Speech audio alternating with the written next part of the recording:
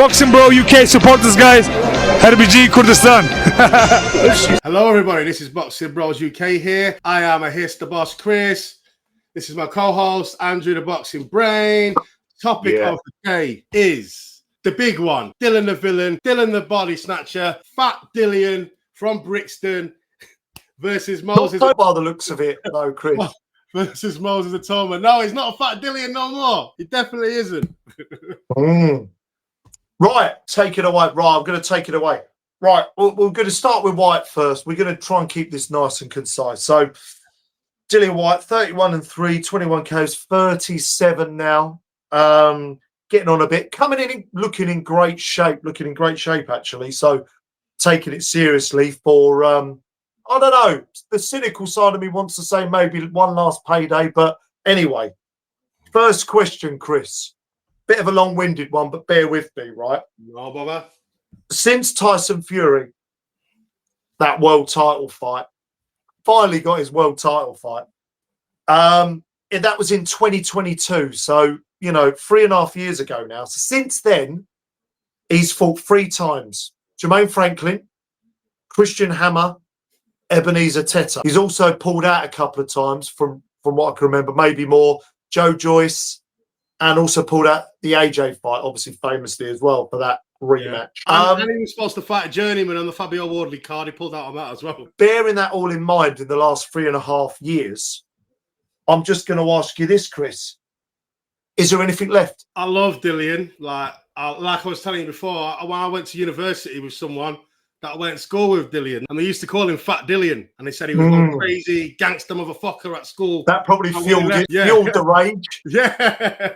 But I love Dillian Whyte. I love him. I always rooted for him. I always wanted him to do well. But activity is key. Everyone's like, it's a different story.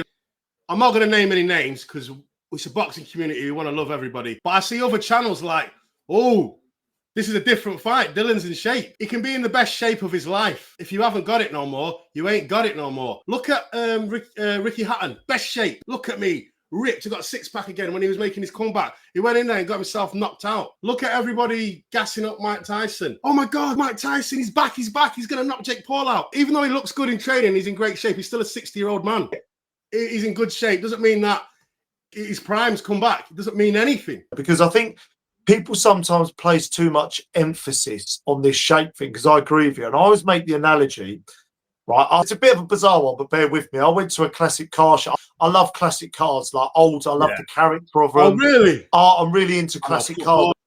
You can refurb them. You can look after them, repaint them, look after them. And they can look $1 million, for one last ride, a last ride into the sunset. But there's still miles on the clock. Those miles on the clock you can't get rid of. You can refurb them and maintain them as much as you like on the outside. Get in any great shape you want. At the end of the day, Dillian Whyte I'm not saying he's got absolutely nothing left, but he's 37. He's been knocked out a few times, been concussed a few times. He's been pretty inactive.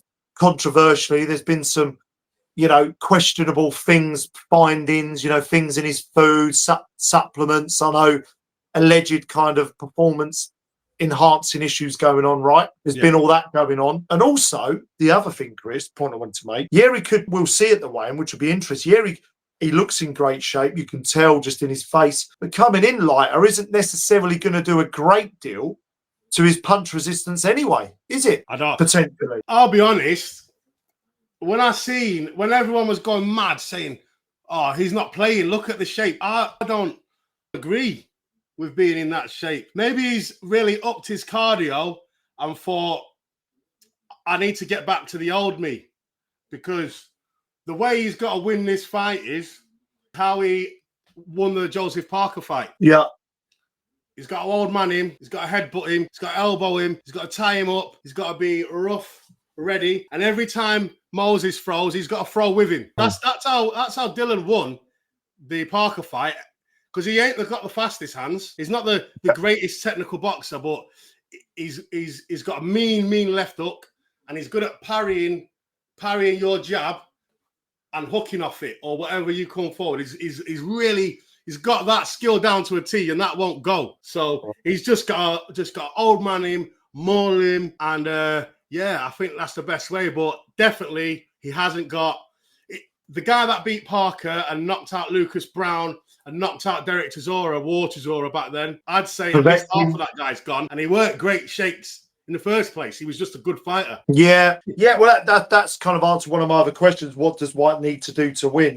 I think for me, before I ask the other question, before we get onto Itauma for Whyte, I think, I can see where you're going with that. I guess it's fairly obvious what he needs to do. I guess you got the prospects in there, a guy who hasn't been past 6 rounds, weather a potential early storm. You know, he's got a kind of old man him, make it a kind of rough night, you know, and try and take him into the back end of the fight. I guess that's his kind of only hope.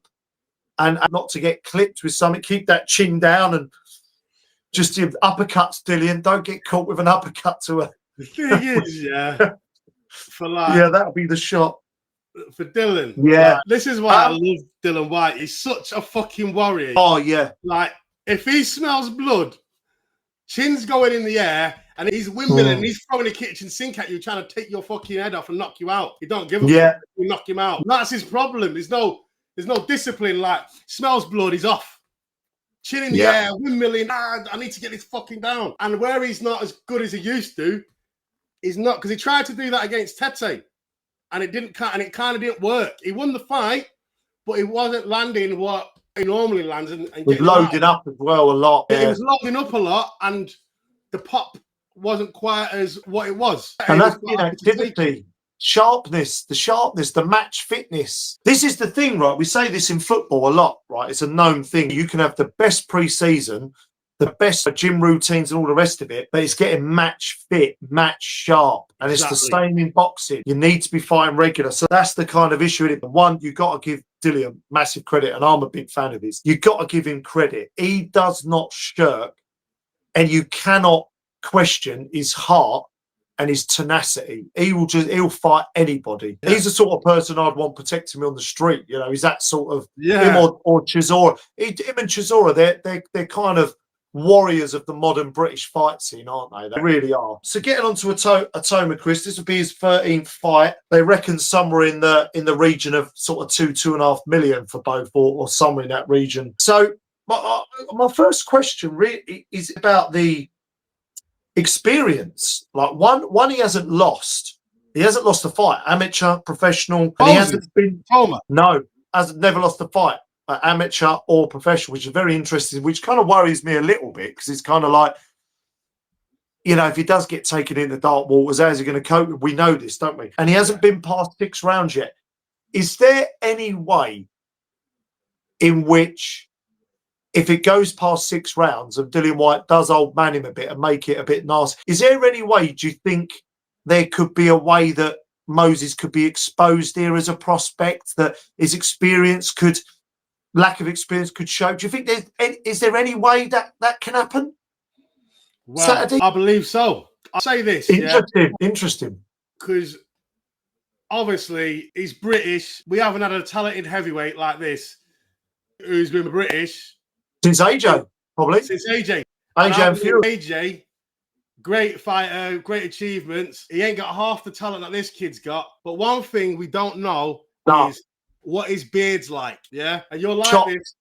You're like this. So there's one thing that I can't remember what fight it was. He was doing like a gloves are off kind of thing on the zone. And then someone was saying to him about your chin being tested. And then they said, obviously you need to answer these questions and get your chin tested. I'm paraphrasing, but basically he said, why? Why do I need to? He said to me, people saying, yeah, I've got a good chin. Like, I remember this. You're a dickhead. Why are you being proud that you can get hit on the chin and not get knocked out? That's not an achievement. But he said, I'm going through my career to not get hit on the chin. And I don't want anyone ever to know if I've got a good chin or not, because you ain't going to hit me on the chin. That's his mentality. And then the other thing I want to add to that is, obviously, most of it is full of shit, but you never know. Billy Nelson.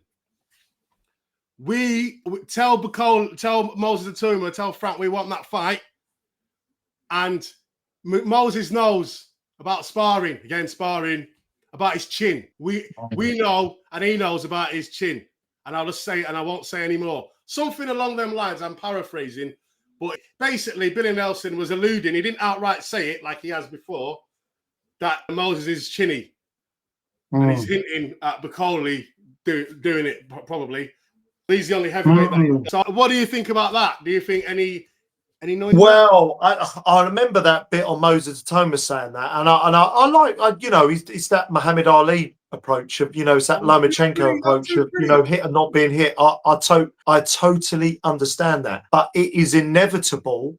At some stage in this game, he is going to get caught. You know, what I like about Moses. He's very composed for a young man. You know, he's very well schooled. He's got skills for days, but it's just the way the human brain. And this is why Chris calls me the boxer. I always look at the psychology of it. It's very, very difficult to stay switched on in any facet of life 100% of the time. It only takes just one little, 2 seconds just to switch off. You know, we saw in there against Balogun, there was a couple of times he got caught a little bit hard and he didn't like it. You know, I think you spotted that. He said, oh, he didn't like that. Yeah. Look, listen, you could be switched on for all 12 rounds, but it's against a wily old campaigner like Dillian Whyte, who might be a little bit struggling in the first 6 rounds, but Dillian Whyte's been in the trenches. He's been to war a few times. He knows. He's been there, done it, got the T-shirt. Yeah, I'm not landing yet, but you only have to switch off a couple of seconds. For as talented as you are and as quick as you are, if I can catch you and maybe hurt you a little bit, then we'll see. So